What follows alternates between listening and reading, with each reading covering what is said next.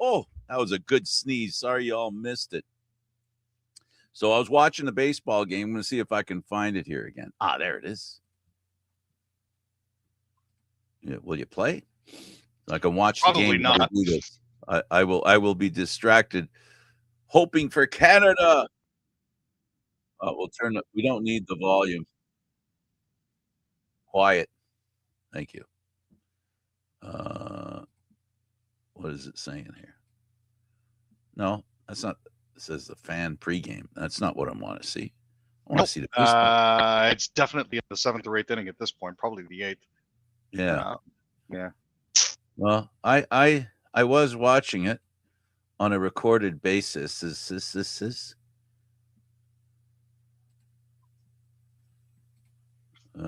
see. We'll do that. No, we won't. That isn't what you want to do, dude. Okay. Anyway, let's start with our story here. The Maple Leafs, you want them to follow Bear Prince. Yeah, as it currently stands, the Toronto Maple Leafs need to fall at least another 4 spots in the standings if they want to rise higher in the long term. If they don't, then they're probably going to give the Boston Bruins a first-round pick in the top half of this year's current NHL draft. So the idea here would be to make sure that they tank without tanking, and I mean tank without obviously tanking, to get where they need to go. As it currently stands, I believe they're in 25th place, so they'd have to make their way down a little bit lower. So, they're 6 points ahead of the 28th place St. Louis Blues at this point, who recently won a Stanley Cup. And by recent, I mean 2019. So that's still 7 years ago, but, close enough for government work. But yeah, they if they don't finish lower than where they currently are, it could spell problems for them draft wise. If they do manage to get into the bottom 5, then that draft pick will slide from 2026 to 2027, which is better news for them in the long run. Actually, it's either going to go to 2027 or 2028. So there you go. As it currently stands, like I mentioned before, the Leafs are currently sitting in 26th place now with 65 points. They may be able to catch the New York Rangers, who are currently sitting at 60 points, but it's unlikely they'll be able to drop to the depths of the Vancouver Canucks, who are sitting there with only 46 points. Unless Vancouver wins out and Toronto loses every single remaining game, of which they have 17, it's very unlikely that they're going to be in last place, but they do need to drop at least another 2. So. Well, the Islanders got the first overall pick without finishing really terrible. Well, that is true. Right? So they got a really good pick. Probably one of the best defensemen, at least one of the best Canadian defensemen in a while. And we'll see how that plays out. Well, I was I was on the socials, and I have this thing where I think it's time to trade Matthews. And a guy, nice guy and everything, he shoots back at me. He says he just needs a playmaker. And the reason I said they need to trade him, the reason they need to trade him is because he can't make plays. I know exactly. He needs a playmaker. And if he was a playmaker, it would be pretty good. It'd be beneficial. So, look, we're talking hockey here, right? We're not talking Austin Matthews, the human being. We're talking Austin Matthews, the hockey player. And the hockey player is not a fit for Toronto. And the sooner Toronto figures that out, look, he's going to do better wherever he goes. But that's because he's going to get a real first opportunity to restart his career. He can't restart his career. It's all the old baggage is right here in the closet he's at right now. That is, the Maple Leaf organization. So, it is what it is. Nylander, in fact, I would go as far as saying this, that Nylander is more valuable to the Leafs only because he can generate offense on his own. He doesn't need a playmaker. He is a playmaker, but he has his, negatives that we could toss out here. And I mean, as it currently stands, I think he's really the only Toronto Maple Leaf at this point that's optimistic enough that he believes that the Leafs can return to contention next season. So, and he could be an asset. 100%. As he admits himself, he says it's really hard to stay optimistic in this sort of situation. But yeah, just trying to get a win. It's been difficult for Nylander for a multitude of reasons. He missed 17 games this year, due to a lingering groin injury. That's almost a quarter of the season he's managed to miss so far. He lost out on a medal at the Winter Olympics in Milan, falling in the quarterfinals to Austin Matthews and Team USA. Now, despite missing games, Nylander still leads the Leafs with 21 goals and 59 points in 47 games this season. So he's outperforming a guy that's paid significantly more than he is. But yeah, there's been a bit of frustration here. If the ability to score points and make plays has any value, again, a trigger man is awesome, but a trigger man is not a guy. Is not a guy that's going to carry this team into the out of the wilderness. Right now, what they need is money that they can spend on players. They need players, young players that they can build on, and they're in a challenge. That's why I think the trading of Austin Matthews would be beneficial if his value around the league meets up to what some of the Leaf fans consider him. But I think they would have a hard time getting anything of real serious value for Austin Matthews. And I'm afraid they'd probably have to eat 30% of his contract. So if they don't trade him, it's because they know they're not going to get enough in return. It's the same thing that happened with OEL, right? They didn't trade him because they didn't think they got what he was worth. And it wasn't worth getting rid of him. He's on a 2-year contract at a reasonable rate, so keep him. So Oliver Kapanen got his 20th goal for Montreal. Yeah, Montreal team is loaded with talent. There was a rumor out there, and it was only a rumor, and I read it, and I almost fainted that they were getting rid of Gallagher. They don't need Gallagher, but a couple of veterans here and there, to help steady the ship when it starts to rock and wander, right, is always a good idea. Well, I mean, he does play a bit of a valuable role. In particular, last night he played the role of punching bag for Jake McCabe after taking a run at the youngin. After Brendan Gallagher decided he was going to deliberately interfere with Easton Cowan, Jake McCabe took it upon himself to make sure that would not happen again. And attempted to physically correct Mr. Brandon Gallagher, who doesn't seem to learn his lessons from encounters like that, but that's okay.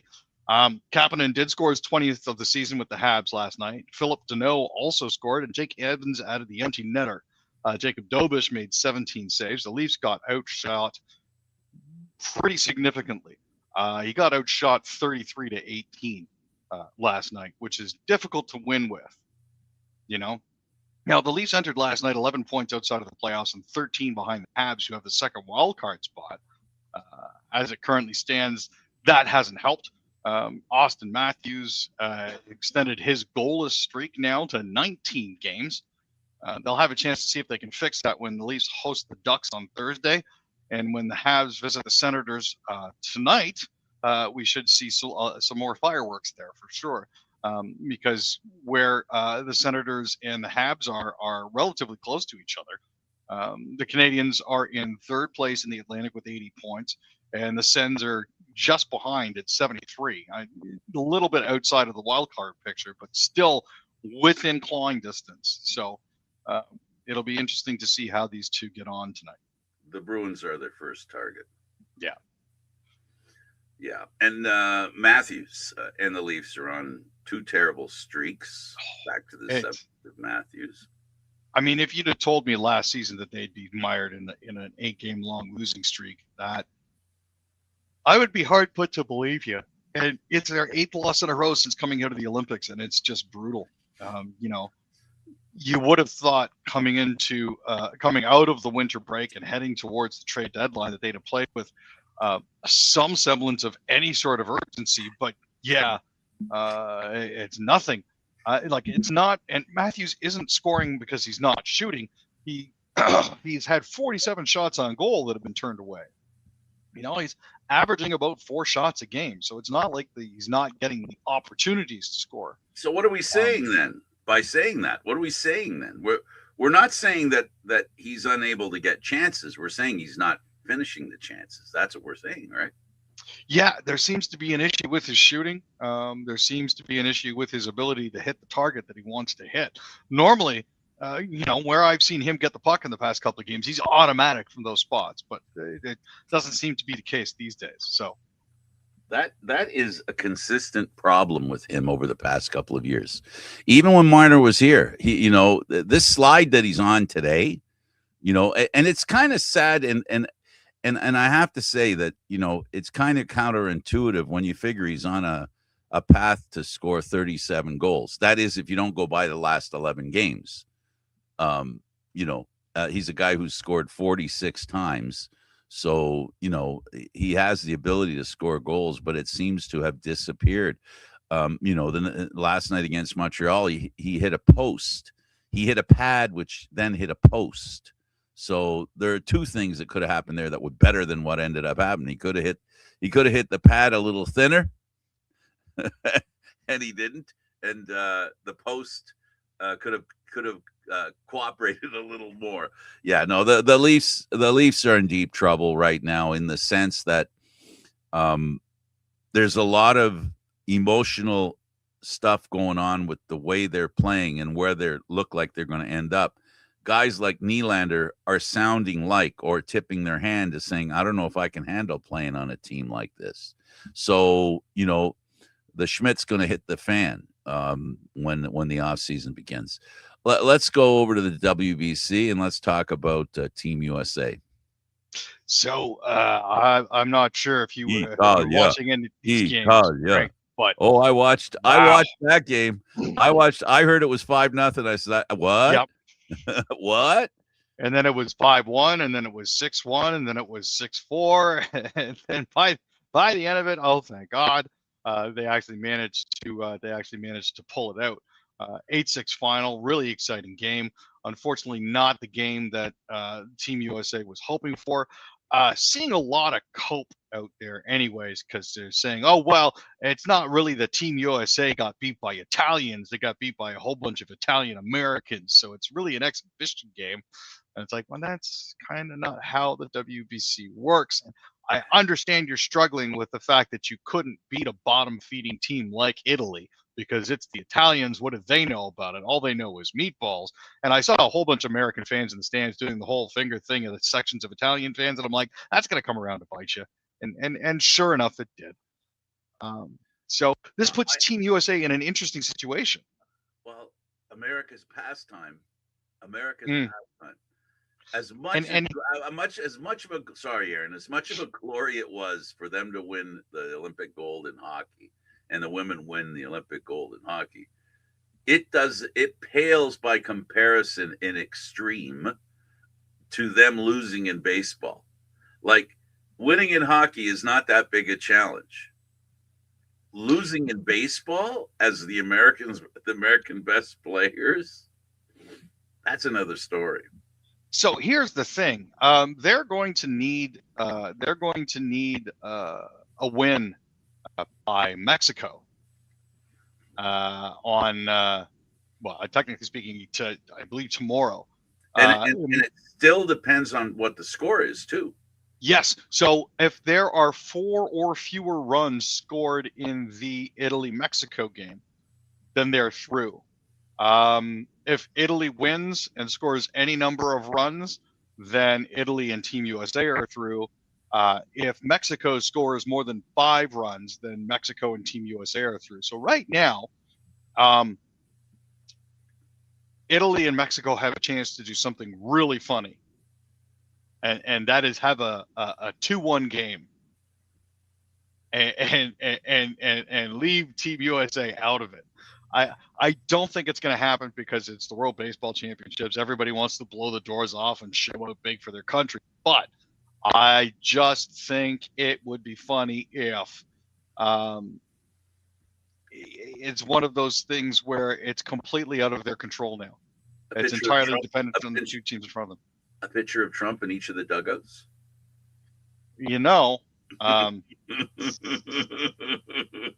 Again, I would just remind the players just to remind the players, the less runs you score, the better the chances that these guys don't have to meet them. Well, if they don't score any runs and they require extra innings and they can get away with a 1-0 game, it doesn't matter who wins. No.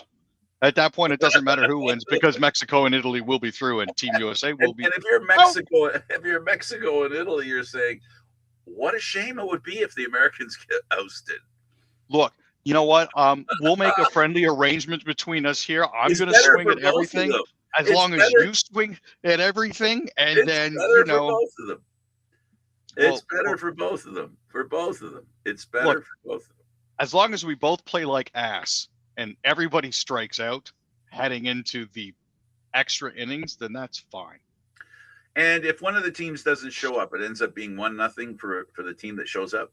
As far as I'm aware, yes. Now, potentially, I mean, because of where it is and because of increased cartel activity and crime, there may not necessarily be. Also, because Team Mexico and Team Italy are playing in Texas, there is a very real possibility. They've been playing in Texas all along. There is a very real possibility that ICE may step in. So, that would be awesome. That'd be a shame, wouldn't it? If immigrations and customs enforcement detained the Mexican and Italian teams just long enough for the game to be forfeited. Yeah. No, you know what? All these wishful things to happen that, I guess, look, sports is funny this way.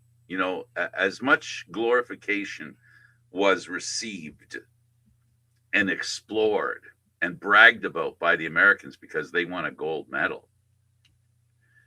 I'm telling you, this is more shameful than that is good. And I just want to say for our viewers out there, I don't support the idea of ICE swooping in and detaining either the Italian or the Mexican teams. That's not it. I just think it would be funny if America got skunked at their own game. That's really what it boils down to. That is. But that's the reality of sport. Yeah, anything can happen. On any given day, strange stuff can happen. All right, let's go to the Raptors. Let's go to the Raptors. Yeah, Durant and Thompson led the Rockets to a 113-99 win over the Toronto Raptors.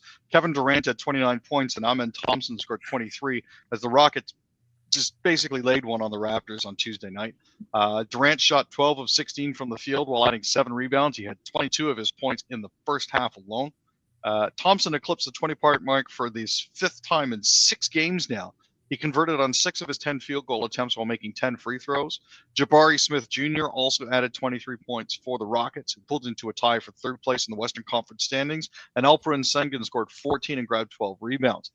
RJ Barrett's 25 points led the Raptors. Scotty Barnes had 24. Toronto made just 9 of 36 3-point attempts. They were shooting 25% from the field, which is not going to win you any games. Raptors lead over the Orlando Magic for 5th place in the Eastern Conference is down to 1/2 a game, which is not good. Canada wins 7-2. And that's all she wrote, man. I will take that. That's our first time through to the quarterfinals in the history of this tournament, so that's a wonderful result. Yep, they did it with 3 family members, one of which we saw standing at first base for Seattle. And he almost single-handedly destroyed the Blue Jays' hopes of going to the World Series, but it didn't quite pan out that way. The Jays ended up going through. How about tennis? Aliassime. Yeah, Auger Aliassime was eliminated by Francis Arthur Fils in 4th round action yesterday. He dropped 6-3, 7-6 decision. Fils was seeded 30th at the 1,000 level event and won 83% of his service points. Felix Auger Aliassime was seeded 9th. Unfortunately, he wasn't able to pull through. On the flip side of the coin, though, Mboko managed to advance to the quarterfinals. So that's a good sign for her. She upset 6th seeded Amanda Anisimova 6-4, 6-1 in just an hour and 13 minutes. Mboko converted on all 4 break points that she had in the match. She'll be playing top-seeded Belarusian Arina Sabalenka, who beat Naomi Osaka 6-2, 6-4.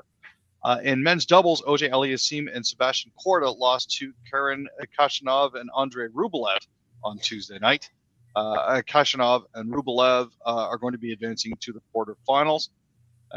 Gabrielle Dabrowski and Luisa Stefani were eliminated by Nicole Melichar-Martinez of the States and Spain's Cristina Buska in a tight quarterfinals. So unfortunately, that ends Dabrowski's opportunity to push through. CFL, me, Aaron. So Brandon Anasine has signed a one-day contract with the Red Blacks to retire with them. He'll go into the Hall of Fame when he's eventually inducted as an Ottawa Red Black, which was his intention. He played 32 games over 3 seasons with the Red Blacks, registering 139 receptions for 1,530 yards and 8 touchdowns, while adding 44 carries for 209 yards. He played 63 games over 7 seasons in the CFL with the Red Blacks. He signed with the NFL's Denver Broncos originally as an undrafted free agent in 2016 and spent time with the Bears before signing with the Argonauts in the CFL in 2018. Excellent. Let's talk about the Ticats, bud. Yeah, they've signed Stephen Douglas. He played 2 seasons at Northwood at 23 to 2025, appearing in 16 games and recording 103 tackles.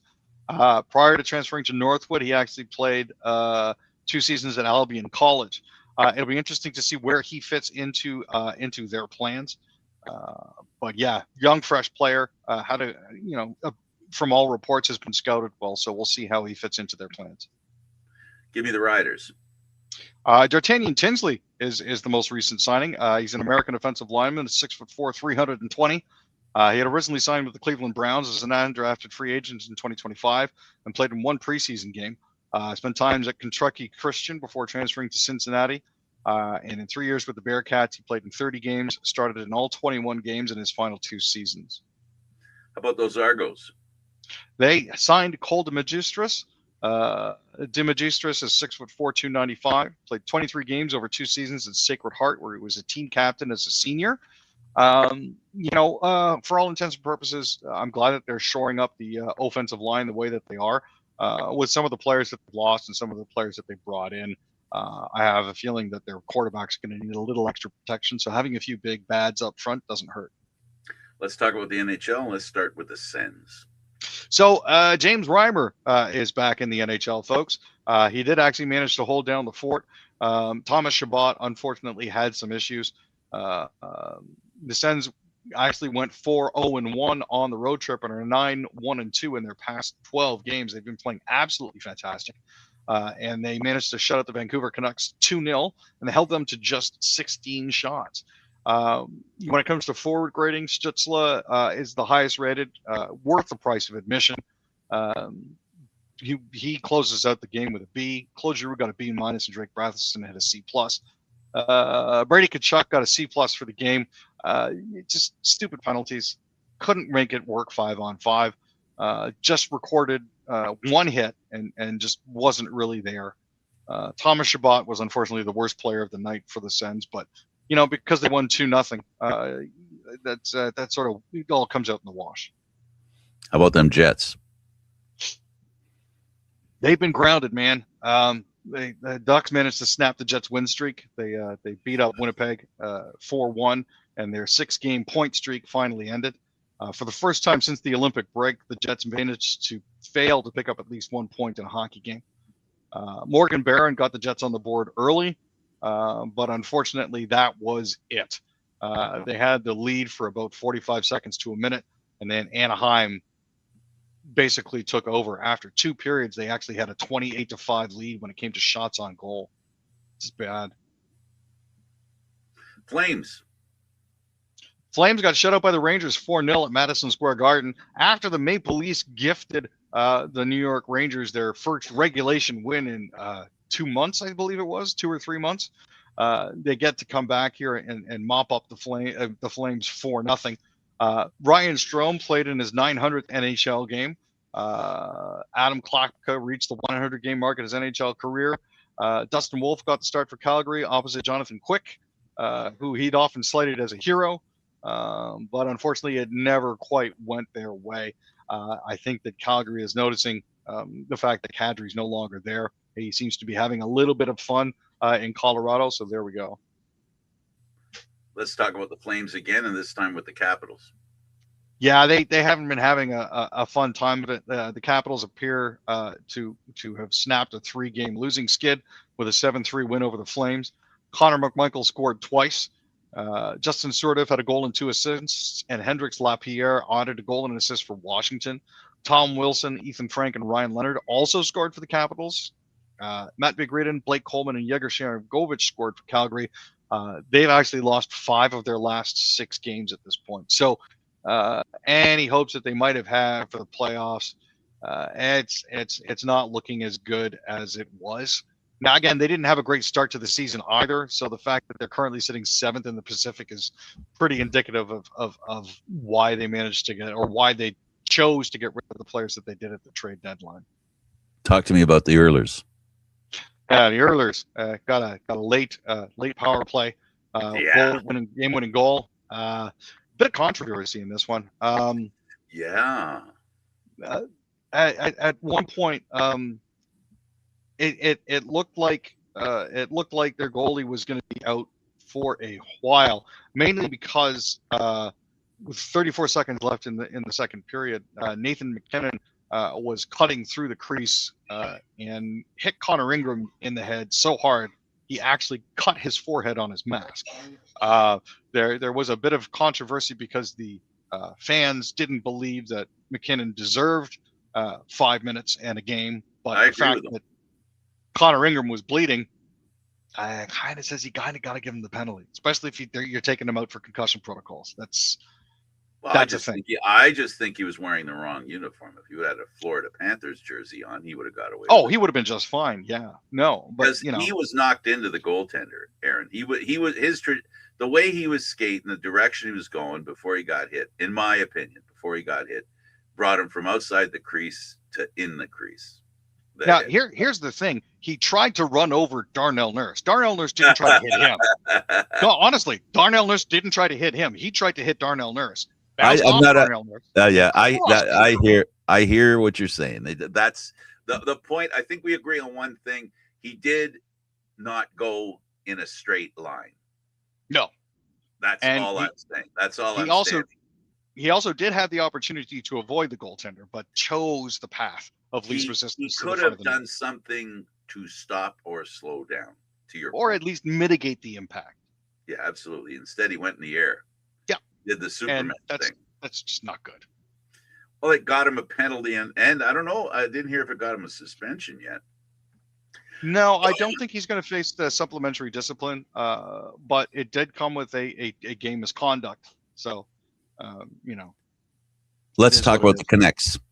The Canucks. So, after their 2-0 loss to the Sens on Monday night, they basically Adam Foote provided an update on Evander Kane. The 34-year-old did not play after being listed as a game time decision after morning skate. He was not on the ice at either morning skate or during pregame warm-ups. According to Coach Foote, he's been fighting through an injury, a discomfort upper body. He played 61 of Vancouver's 64 games so far this season. He has 11 goals and 27 points, along with 78 penalty minutes. Kane is in the final year of his contract and is scheduled to become a free agent on July 1st.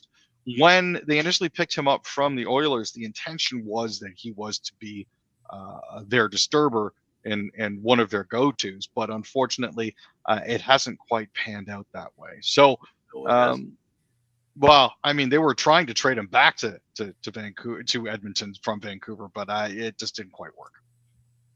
Now, we're going to go back to the World Baseball Classic. We're going to go back to the Canada game, which they ended up winning while we were on the air. Did you watch the game? I watched part of it. I'm at work, so technically speaking, I'm not really supposed to watch it. At work. Yeah, you wouldn't be watching. But what I'll tell you, I did listen to it. There was a play where they made a couple of errors, and one error in particular, I thought we were going to end up back to where we were in that game against not Colombia. They beat Colombia. Puerto Rico. The game against Puerto Rico, they made a couple of errors that changed the whole complexion of the game. And the table was set for them to accomplish that same goal if it wasn't for the fact that, Cuba made a couple really bad mistakes, and it ended up helping Canada win. It is really nice to see Baseball Canada have this kind of success, and they work really hard. Baseball Canada has worked really hard trying to create a good baseball culture in this country. Needless to say, they've hung their hat on the Blue Jays, and a lot of the popularity of baseball has hinged on the Blue Jays, right, Aaron? Yeah, in Canada, it definitely has. Unfortunately, the Toronto Maple Leafs aren't nearly as big as they used to be in regards to intercounty baseball. But it's one of those situations where the game is growing. It's just not as big as it could potentially be. So hitching their wagon to the Jays was definitely a wise move on their part, but it unfortunately doesn't bring as many eyes as it potentially could.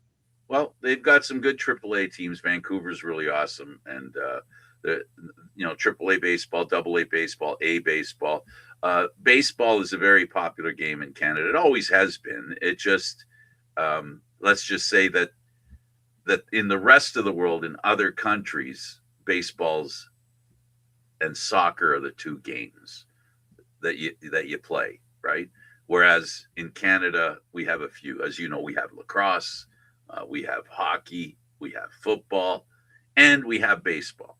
The point being, and curling and tennis, because we do really well in tennis, we do really well in curling. So Canada's really good at sports, a lot of them. But we're kind of, kids grow up, and we had our first junior player win the Canadian Championship, a black kid who won the first time a black person's won any championship in Canada.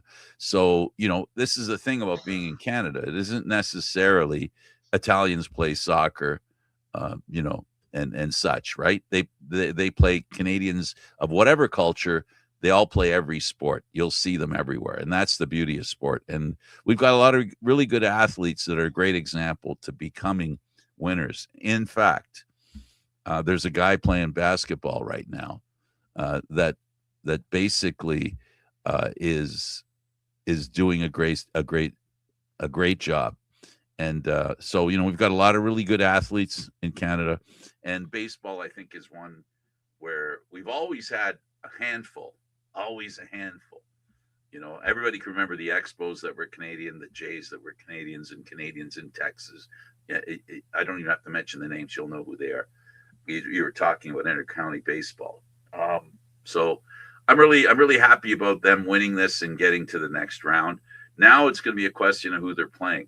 So they'll be playing the second place team in the B pool.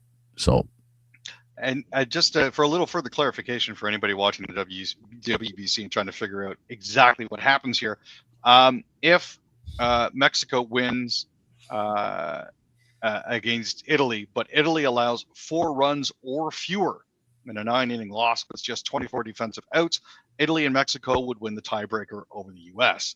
If Italy allows 5 runs or more in a 9-inning loss, the United States and Mexico would win the tiebreaker over Italy. Now, if it goes to extra innings, things get much more complicated.